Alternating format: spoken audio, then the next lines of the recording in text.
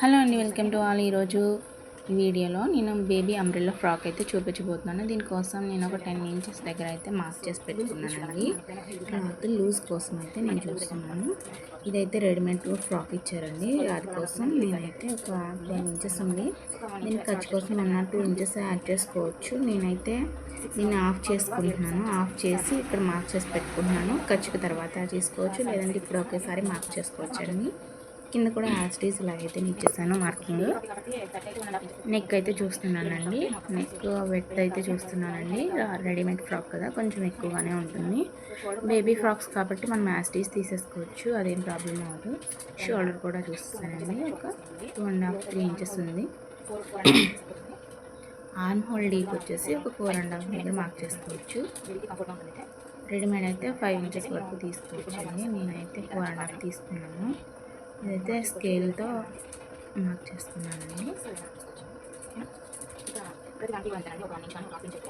ఒక 1 ఇంచ్ దగ్గర ఎడ్జెస్లో అయితే మార్క్ చేసుకోవాలండి క్రాస్గా. ఈ విధంగా చేయడం వల్ల సైడ్ల ఫ్రాక్ అనేది కిందకు వచ్చేస్తుంది కదండి, అలా రాకుండా నీట్గా ఉంటుంది.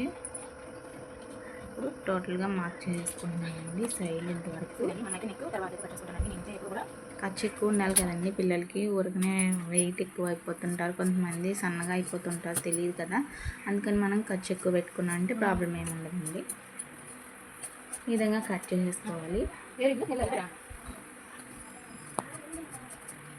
అంబ్రెల్లా ఫ్రాక్ అయితే చాలా నీట్గా వస్తుందండి. ఈ విధంగా మనం ముందుగా అయితే నాకు 2 మీటర్స్ సపరేట్గా ఇచ్చారండి. క్లాత్ కటింగ్ చేసేసింది క్లాత్ అయితే. నడుమైతే చూసుకున్నానండి. బేబీ ఇదిగో చూస్తున్నారు కదా, నేను ఈ విధంగా మడిచి పెట్టుకున్నానండి.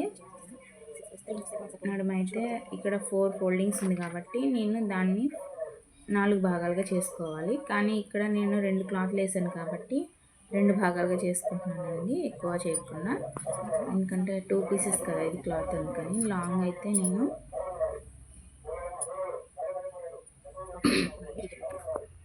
21 ఇంచెస్ తీసుకున్నానండి. పైనుంచి అయితే 21. నేనైతే ఇక్కడ నుంచి రౌండ్గా మార్క్ చేసుకుంటున్నానండి, అప్పుడైతే క్రాస్ రాకుండా ఉంటుంది.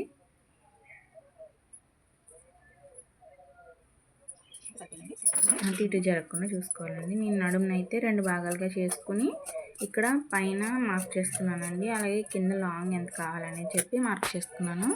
ఇప్పుడైతే కటింగ్ చేసేస్తున్నానండి. చాలా సింపుల్ అండి. కాకపోతే మనం ఈ స్కేల్ అలానే టేప్ కానీ జరిగిపోకుండా చూసుకుని మార్క్ చేసుకోవాలి. చూస్తున్నారు కదండి, ఫుల్గా అయితే అంబ్రెల్లా వచ్చేస్తుంది. ఇది ఒక పీసు, ఇంకొక పీస్ ఇక్కడ ఉందండి. సేమ్ అసలు సపరేట్గా క్లాత్ కాకుండా ఉంటే అస్సలు జాయింట్ పడదండి. కానీ ఇది 2 పీసులు ఇచ్చారు వాళ్ళు, 2 మీటర్లు సపరేట్గా ఇచ్చారు. అందువల్ల ఇది ఇలా జాయింట్ పడిద్ది, లేకపోతే అస్సలు జాయింట్ పడదండి. వాళ్ళైతే మనకి బుట్ట హ్యాండ్స్ అయితే పెట్టమన్నారండి. చిన్నపిల్ల కదా, బుట్ట హ్యాండ్స్ అయితే చాలా బాగుంటుంది అన్నారు. నేనైతే బుట్ట హ్యాండ్స్ ట్రై చేద్దాం అనుకుంటున్నాను. మనం పై క్లాత్ అయితే ఈ విధంగా కట్ చేసుకున్నాం.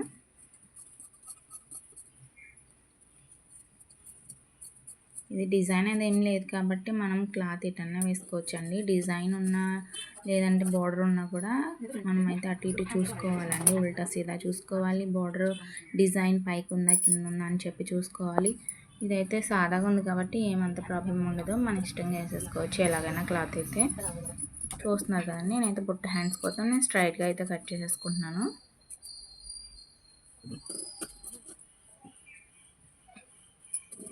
కొంచెం క్రాస్ తీసి సరిపోతుందండి. నేను ఫ్రిల్స్ ఎక్కువ పెడతాను, బేబీ కదా, చిన్న పాప బాగుంటుంది, అందుకోసం. దీనికైతే లైనింగ్ ఏమి